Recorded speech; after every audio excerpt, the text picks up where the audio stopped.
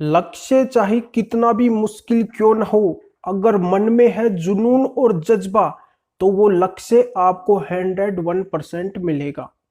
तो उस लक्ष्य को प्राप्त करने के लिए अगर आप मन के अंदर दृढ़ निश्चय बना लेते हैं कि मेरे को इस लक्ष्य को 101% किसी भी तरीके से प्राप्त करना ही है, तो वो लक्ष्य आपका गुलाम हो जाएगा और वो आपको जरूर मिलेगा। तो यहाँ पे मैं बताने वाला हूँ कि अगर आपके ऊपर मेंटेनेंस लगा है या फिर लगने वाला है तो किस तरीके से आप उस मेंटेनेंस को कम करवा सकते हैं। क्योंकि एक एडवोकेट होने के नाते मेरे पास में बहुत से मेंटेनेंस के केस आते रहते हैं, तो मैं किस तरीके से उस मेंटेनेंस को कम करवाता हूं वो पूरा प्रोसीजर आपके साथ में शेयर करने वाला हूं। अगर आप कई रुपए भी खर्च करते हैं तो भी ये जानकारी आपको जल्दी से नहीं मिल पाती है, पर यहाँ पे मैं आपको आज फ्री ऑफ कॉस्ट ये जानकारी दे रहा हूं। तो बिल्कुल अंत तक आप मेरे साथ इस वीडियो में बने रहिए, पूरी जानकारी आपके समझ में आ जाएगी। तो वेलकम दोस्तों, मैं हूं एडवोकेट जितेंद्र, आपका अपने इस चैनल पे बहुत बहुत स्वागत है। और इससे पहले बता दूं कि अपने इस चैनल को सब्सक्राइब नहीं किया तो सब्सक्राइब भी कीजिए, बेल आइकन दबाइए, वीडियो को लाइक करके शेयर कर दीजिए। और मेरे से अगर बात करना चाहते हैं, कोई भी लीगल प्रॉब्लम है तो वीडियो को डिस्क्रिप्शन में नंबर दिए गए हैं, अपॉइंटमेंट लेकर मेरे से बात कर सकते हैं। तो चलिए शुरू करते हैं। तो दोस्तों सबसे पहले तो आपको इस केस के अंदर ये देखना है कि वाइफ किस वजह से आपको छोड़ के गई है, यानी कि वो किस वजह से आपके ऊपर मेंटेनेंस का केस करी है। आपको ये देखना है, इस पॉइंट को आपको सबसे पहले पकड़ना है कि उसका रीजन क्या है आपको छोड़ के जाने का या फिर ये मेंटेनेंस का केस करने का। फिर वो रीजन आपके हाथ के अंदर आ जाता है, उसका पता चल जाता है। चाहे वो रीजन कोई भी क्यों ना हो, कोई भी रीजन हो, कोई भी कारण हो, उसको यहाँ पे आपको पकड़ना है। फिर आपको पता चले कि ये रीजन है तो उस रीजन को पॉइंट बनाना है, उस रीजन को आपको पॉइंट बनाना है और उसी को आपको ग्राउंड बनाना है। चाहे वो कोई भी रीजन हो, अगर वो मेंटेनेंस के केस से रिलेटेड भी नहीं है तो भी उस रीजन को आपको यहाँ पे आर्ग्यू के अंदर रखना है। कोर्ट में जब आर्ग्यूमेंट हो मेंटेनेंस का तो वहां पे उस रीजन को रखना है और उसका अगर आपके पास में कुछ एविडेंस है, कुछ भी एविडेंस है, तो वो एविडेंस कोर्ट में आपको प्रेजेंट करना है। मजिस्ट्रेट साहब को ये बताना है कि सर यहाँ पे हमारी कोई गलती नहीं है, ये बिना वजह मतलब हमारे ऊपर ये एलिगेशन लगाई है। वो चाहे कितने भी एलिगेशन लगाए उनके बारे में भी आपको वहाँ पे चर्चा करनी है। ये बताना है कि देखो इतने सारे एलिगेशन लगाए हैं।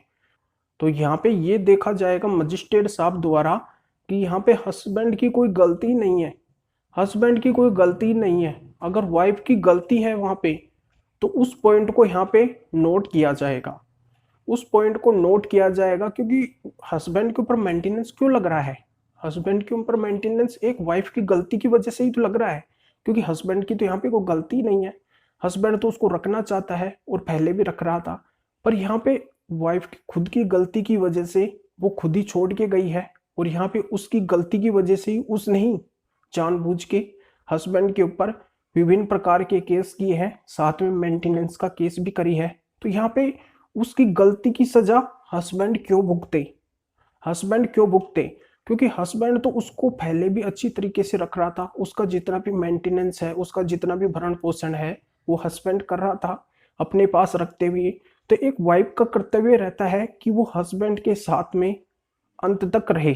अंत तक मतलब जब तक मतलब उनका जीवन है तब तक वो साथ साथ रहे। इसका मतलब ही पति पत्नी होता है। पत्नी का मतलब ये नहीं है कि वो बीच में ही, बीच मझधार में ही छोड़ के पति को चली जाती है और फिर जाके और पति पे विभिन्न प्रकार के केस करती है जिससे पति मुश्किल में पड़ जाए। यहाँ पर एक पत्नी का मतलब ये होता है कि अगर पति मुसीबत में है तो उसका साथ दे, उसकी मुसीबतों का निराकरण करने की कोशिश करे। ये एक पत्नी का कर्तव्य होता है। उसका ये कर्तव्य नहीं है कि वो पति को छोड़ के चली जाए या फिर उसको परेशान करने के लिए उसके ऊपर विभिन्न प्रकार के केस कर दे। तो ये बिल्कुल भी मतलब नहीं होता है। तो यहाँ पे इस तरीके से मतलब कोर्ट के अंदर आर्ग्यू करना है, मजिस्ट्रेट साहब को बताना है। बिल्कुल मजिस्ट्रेट साहब इन बातों के ऊपर ध्यान देंगे और वो यहाँ पे ये नोट करेंगे कि यहाँ पे हस्बैंड की कोई गलती नहीं है, वो उसको रखना चाहता है, ऑलरेडी उसको रख रहा है, उसके सारे खर्चे वो मैनेज कर रहा है और फिर भी वो इस कारण से छोड़ के चली गई, विभिन्न प्रकार के केस कर दिए। अब वो मांग रही है मेंटेनेंस। तो मेंटेनेंस किस बात का, उसको अलग रहने का मेंटेनेंस क्यों दिया जाए? जब हस्बैंड उसको साथ रखना चाहता है, उसके सारे खर्चे वो वहन करना चाहता है, तो फिर उसको अलग मेंटेनेंस क्यों दिया जाए? फिर वो पत्नी किस बात की है? पत्नी का मतलब ये है कि वो पति के साथ में रहे और अंत तक, जब तक उनका जीवन है तब तक वो पति का साथ निभाती रहे। ये पत्नी का एक परम कर्तव्य होता है। तो यहाँ पे यह बात आपके समझ में आ गई होगी कि चाहे वो रीजन कोई भी क्यों ना हो, चाहे वो आपके मेंटेनेंस केस से रिलेटेड हो या फिर अन्य आपके जो भी फैमिली मैटर केस है उनसे रिलेटेड हो, अगर आपके पास में मेंटेनेंस केस से रिलेटेड कोई एविडेंस है ही नहीं, तो आप उन एविडेंस को यहाँ पे शो कर सकते हैं, मजिस्ट्रेट साहब के सामने शो कर सकते हैं, उनको बता सकते हैं कि यहाँ पे आपकी कोई गलती नहीं है, फिर मैं इस मेंटेनेंस की सजा क्यों भुगतूं? मैं क्यों भुगतूं? मेरे ऊपर मेंटेनेंस क्यों लगे, जबकि मैं इसको रखना चाहता हूँ? तो इस तरीके के अगर आपके पास में अन्य केसों के एविडेंस हैं तो वो भी आप वहाँ पे रख सकते हैं, अगर आपके पास में मेंटेनेंस केसों के कोई ग्राउंड या एविडेंस नहीं है तो। अब यहाँ पे बता देता हूँ कि मेरे पास में मेंटेनेंस के ऐसे बहुत से मामले आते हैं जिनमें ये कहा जाता है कि सर, वाइफ पहले जॉब करती थी या फिर अभी जॉब करती है या फिर वो वेल एजुकेटेड है। ऐसे मतलब बहुत से क्वेश्चन मेरे पास में आते हैं और फिर भी वाइफ मेंटेनेंस के लिए अप्लाई करी है, तो हम इस मेंटेनेंस से कैसे बची? ये ज़्यादातर क्वेश्चन मेरे पास में आते हैं। तो यहाँ पे मैं इनका बेस्ट आंसर दे देता हूँ कि मैं किस तरीके से, अगर ऐसे केस मेरे पास में आते हैं तो मैं किस तरीके से उनका मेंटेनेंस कम करवाता हूँ या फिर उनका मेंटेनेंस बंद करवा देता हूँ। तो यहाँ पे ये प्रोसीजर आपके साथ में शेयर कर देता हूँ।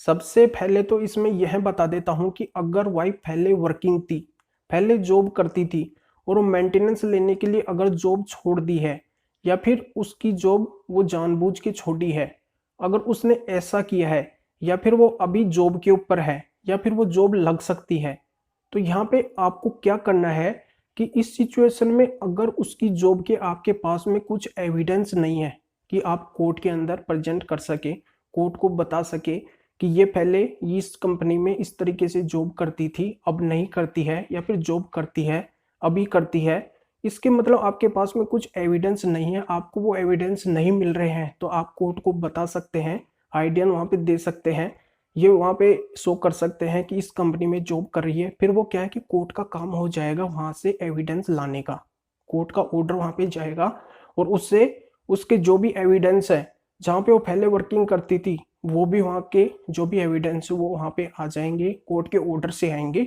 और यहाँ पे अगर वो अभी फिलहाल जॉब कर रही है तो वहाँ से भी कोर्ट के द्वारा वो जो भी उसके एविडेंस है वो मंगवा लिए जाएंगे। तो इस तरीके से आप कोर्ट के अंदर शो कर सकते हैं कि ये इस तरीके से जॉब करती थी या फिर करती है। उसके एविडेंस अगर आपके पास में नहीं है तो वहाँ पे आप डिटेल दे सकते हैं, कोर्ट को बता सकते हैं, एक स्पेसिफिक जो भी फिगर होता है वो वहाँ पे बता सकते हैं कि यहाँ पे इस तरीके से जॉब वगैरह करती है, तो वो एविडेंस वहाँ पे कोर्ट के द्वारा मंगा लिए जाएंगे। इसमें सेक्शन 91 सीआरपीसी के एप्लीकेशन भी डाल सकते हैं डॉक्यूमेंट्स के लिए। तो ये जानकारी आपके समझ में आ गई होगी। अब यहाँ पे मैं बात कर लेता हूँ कि अगर वाइफ वेल एजुकेटेड है, वो अच्छी पढ़ी लिखी है और फिर भी वो जॉब नहीं कर रही है, हस्बैंड के ऊपर मेंटेनेंस का केस कर दी है, तो उस सिचुएशन में इस तरीके से आर्ग्यू करना है कोर्ट में। कोर्ट को ये बताना है कि ये जब वेल एजुकेटेड है, कानून में ये कहा गया है, देश में मतलब संविधान में ये कहा गया है कि यहाँ पे स्त्री का भी पुरुष के समान ही अधिकार होगा, पर यहाँ पे जब वो पढ़ी लिखी है तो वो कमाती क्यों नहीं है? इस फील्ड के अंदर वो समान अधिकार क्यों नहीं ले रही है? वो क्यों नहीं ले रही है जब वो वेल एजुकेटेड है? और यहाँ पे हस्बैंड अगर जॉब कर रहा है तो उसको भी जॉब करनी चाहिए। अगर वो एजुकेटेड है, वो पढ़ी लिखी है, तो उसको भी जॉब करनी चाहिए। वो हस्बैंड के ऊपर क्यों डिपेंड हो रही है? हस्बैंड के ऊपर क्यों डिपेंड हो रही है? उसकी कमाई वो क्यों खाना चाहती है जब वो खुद कैपेबल है, खुद कमा सकती है, खुद में इतनी क्षमता है, खुद ने इतनी मतलब अच्छी पढ़ाई की है, फिर वो जॉब क्यों नहीं कर रही है? तो यहाँ पे इस तरीके से मतलब दबा के आर्ग्यू करना है। वहाँ पे जो भी आपके पास में एविडेंस है उनको यहाँ पे हाईलाइट करते हुए मजिस्ट्रेट साहब के सामने प्रेजेंट करना है, उनको बताना है कि यहाँ पे इस तरीके से अगर ये एजुकेटेड है तो इसको जॉब करनी चाहिए, अगर ये इस तरीके से इसका मेंटेनेंस बांध दिया जाएगा तो यहाँ पे वो जॉब नहीं करेगी, उसकी आदत बन जाएगी और यहाँ पे वो हस्बैंड की कमाई खाती रहेगी। जबकि यहाँ पे भारतीय संविधान और कानून में स्त्रियों को पुरुषों के समान ही अधिकार दिए गए हैं, तो यहाँ पे भी उसका ये परम कर्तव्य अधिकार बनता है कि उसको हस्बैंड के बराबर ही जो भी जॉब उसको मिले वो यहाँ पे अप्लाई करनी चाहिए, उस जॉब को उसको करना चाहिए और यहाँ पे हस्बैंड के ऊपर डिपेंड नहीं होना चाहिए। तो इस तरीके से अगर आप अपनी बात कोर्ट के अंदर रखते हैं और दबा के वहाँ पे आर्ग्यूमेंट करते हैं, बिल्कुल यहाँ पे धारते हुए आर्ग्यूमेंट करते हैं और यहाँ पे जो भी पॉइंट है वो वहाँ पे शो करते हैं, जो भी एविडेंस है वो शो करते हैं और यहाँ पे बिल्कुल निस्पीकर होके और दृढ़ निश्चय के साथ में अगर आप ये सोच लेते हैं कि मेरे को मेंटेनेंस देना ही नहीं है, यहाँ पे आपके वकील साहब सोच लेते हैं कि मेरे क्लाइंट का यहाँ पे मेंटेनेंस मेरे को करवाना ही नहीं है, और उस हिसाब से अगर वो आर्ग्यूमेंट कोर्ट के अंदर करते हैं तो डेफिनेटली ये गारंटी देता हूं कि आपका मेंटेनेंस कम होगा, बहुत कम होगा, या फिर आपका मेंटेनेंस पूरी तरह से बंद हो जाएगा। ये मैं गारंटी देता हूं। और यहाँ पे जो भी एविडेंस हो वहाँ पे शो करने पड़ेंगे। सबसे इंपॉर्टेंट यहाँ पे एविडेंस, ये एविडेंस के ऊपर दबा के आर्ग्यूमेंट कोर्ट के अंदर करना पड़ेगा। तो यह तो हो गया वाइफ के खिलाफ कोर्ट में आर्ग्यूमेंट। अब बता देता हूं कि यहाँ पे आपके फेवर में आर्ग्यूमेंट किस तरीके से करना है। यहाँ पे आपको कोर्ट में ये शो करना है कि आपकी क्या क्या लाइबिलिटी है, आपको जो सैलरी मिल रही है उसमें आपके कौन कौन से खर्चे हैं, किस तरीके से आपकी सैलरी वहाँ पे खर्च हो रही है, कौन कौन से खर्चों में खर्च हो रही है।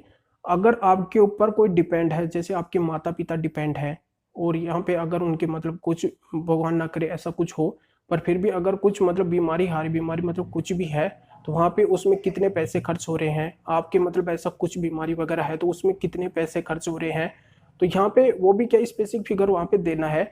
अगर कोई मेडिकल वगैरह के कुछ डॉक्यूमेंट्स हो इसमें तो वो वहाँ पे आपको शो करने हैं कि यहाँ पे इतनी मतलब बीमारी वगैरह में इस तरीके से सैलरी खर्च हो रही है और यहाँ पे विभिन्न प्रकार के मेरे खर्चे हैं, इनमें इस तरीके से मतलब मेरी सैलरी जा रही है और इतनी सैलरी मेरे पास में बच रही है। तो इस तरीके से मतलब आपको वहाँ पे जो भी आपका डॉक्यूमेंट्स वगैरह है वो वहाँ पे आप प्रेजेंट कर सकते हैं और इस तरीके से अपने फेवर में वहाँ पे आर्ग्यूमेंट कर सकते हैं।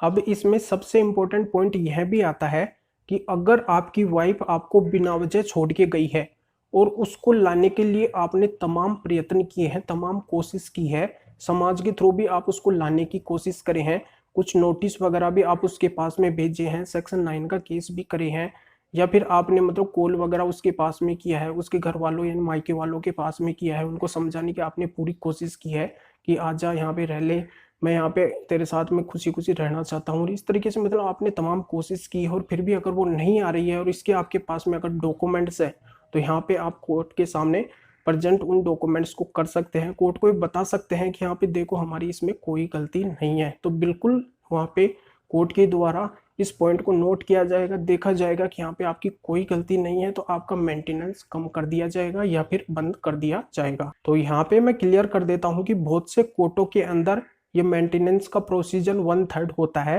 पर मैंने इस तरीके से कोर्ट के अंदर आर्ग्यूमेंट करके एविडेंस देके और उस मेंटेनेंस को 1/5 या 1/6 तक करवाया हूँ, या फिर उस मेंटेनेंस को मैं परमानेंट ही बंद करवा दिया हूँ।